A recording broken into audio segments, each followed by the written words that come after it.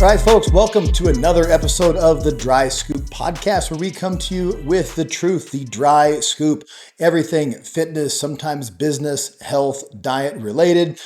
We particularly focus on athletes, performance, wellness.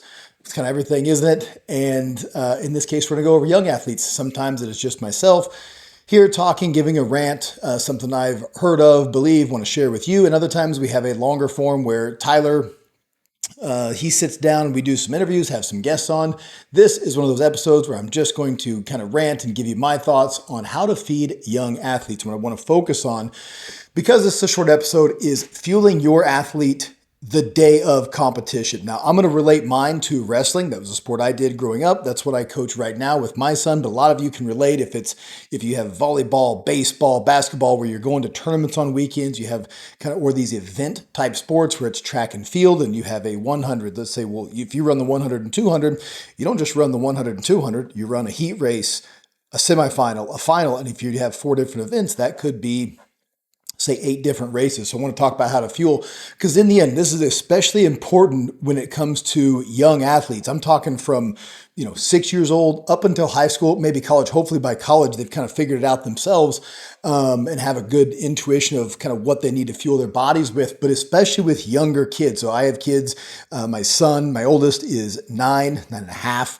My daughter is just turned 7. And so specifically with my son's wrestling, what you're going to find, so everyone who has kids knows what it's like to deal with a tired, hungry kid, which is different than a tired kid, okay?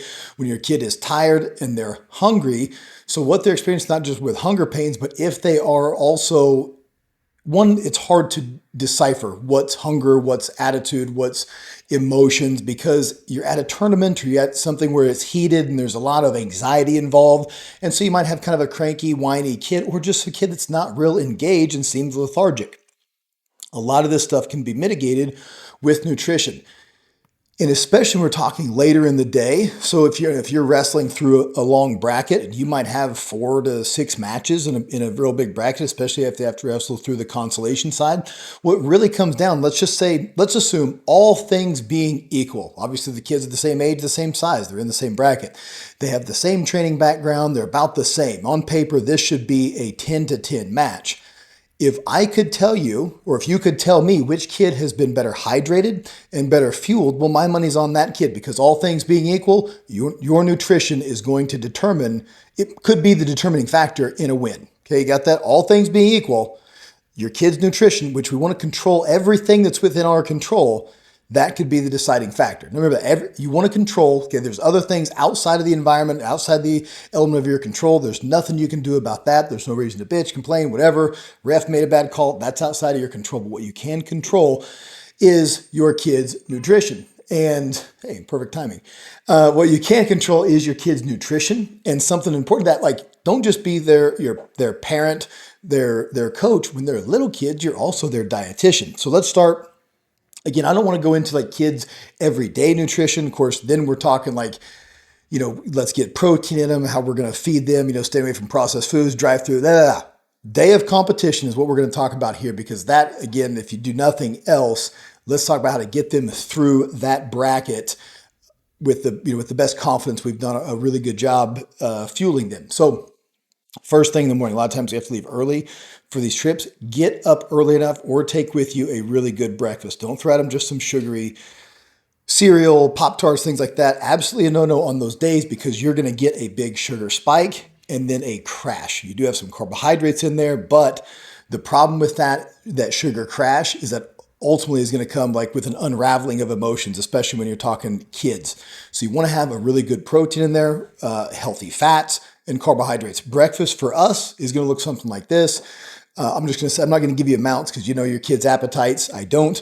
We're going to do a couple eggs, either oats or cream of rice with some blueberries, some bananas, and then maybe a little yogurt too. So we have a good balance with the eggs. We have some protein. Obviously, we want healthy fats. Eggs have good choline in them for good kind of mental acuity. And then the carbohydrates. I like to get something with a little fiber, so it has some sustained digestion. With the oats, if it is cream of rice, obviously that's a little faster, but we're putting some blueberries, some bananas in there, and just some yogurt. probiotic health, yada, yada, again, day of, we're counting that as just protein and maybe a little fats in there as well. Good calories, okay? Now, also, I usually mix up a big bottle of water, okay, and I add a little lemon juice to it and electrolytes, okay? I put our Titan electrolytes in it. Parents, these are great for kids. One, it's a natural source, so it's just sea salt in there for the sodium, and then there's no artificial dyes, colors. It's sweetened with stevia and monk fruit, so very natural product if that's what you're into. We are on everything. Our kids eat some junk too, but again, just sticking strictly to what we want to fuel with day of. That's what we do. I used to make it more like an energy drink and put some carbohydrates in there in the form of our glycofeed, which is a cluster dection. But I just found my kid wasn't drinking as much for whatever reason. It doesn't really have a flavor. I don't know if it made the consistency a little different, but I just do ice cold water in a big like kind of Yeti jug with electrolytes and lemon juice. It tastes great. Okay. And I'm always asking him to drink. Hey, make sure you're drinking. Make sure you're drinking. And this goes all day long. Hydration is vitally important. I don't know what it is about kids. They're like camels. They can go all weekend and barely take a sip. And then at night, it's like, it's bedtime. Like, can you bring me a glass of water? I'm sure you've dealt with that. Okay. So we get to the tournament, whatever, we warm up, and what I do is just as he's warming up for his match, we go through, get there. But as they're warming up, remind them, okay, don't pester them. Just remind, hey, I just say, hey, when I hand you your bottle, you don't have to take big drinks, but just take a sip. Every time I hand you your bottle, I'll think of it. It's mindless for you. Take a sip of that electrolyte drink we made. Okay, so I'm doing that all day long. He's warming up, he's jumping around, moving around. I'm giving him drinks of water all day long. We go out, you wrestle your first match. Okay, a lot of times on the front side of the bracket, there's a long wait before your first and second match. Again, this could be a baseball game, coming back in the dugout, run around the bases, whatever. We're going to fuel some really simple carbohydrates. Day of competition, during competition, carbohydrates are your best friend. This is going to keep your glycogen levels up. That's your energy, your short burst energy. It's also going to keep your blood sugars up so it doesn't crash. When you crash, that's when you have that lethargy, that kind of crankiness when it comes to kids. So what we choose for carbohydrates is usually just fruit, bananas, oranges. We bring apple slices with us. And every time I go up, we kind of make it a routine, right? So you know what to expect. Come off the mat, we have a little talk. Hand you water, you take big drinks. You go up to where mom is sitting. She opens a cooler. Do you want orange slices? Do you want a banana? Do you want an apple? Maybe we might have some like really good, there's some good options for like granola bars, things like that you want a little heavier. Usually earlier in the day, if you're a wrestling parent, your matches are going to be more spread out. So in that case, we might eat a little more. We don't prioritize protein whatsoever on tournament days. Again, protein is kind of what you did the day before and what you're going to do for recovery after. However, again, if it's going to be a long time between, we might bring some light sandwiches, wraps, things like that. There's some good lunch meats you can get, but protein's not something we're really looking for. It's not going to matter day of as far as your performance goes. We do put some proteins in there, some little snack sticks and things like that. Try to make good choices. Something light on your stomach, though. Do not go to the concession stand and get a burger, a corn dog, something like that, because now you're ruining the performance system. You're putting a big, heavy load of fats, not just fats, but like fried stuff on your kid's stomach. So stay away from like the nachos, the cheese, that kind of stuff. Really simple stuff. The point is performance, not to go get something tasty at the concession stand. So we say no, like maybe after the tournament, we might go get a snack at the concession stand. But during the day, we try to eat very, very simple stuff. So don't just eat when they say they're hungry, because by the time your kid says they're hungry, by the time they say they're thirsty, they're already dehydrated, they're already depleted. So plan it. Again, you're not just their parent, you're their dietitian, you're their coach.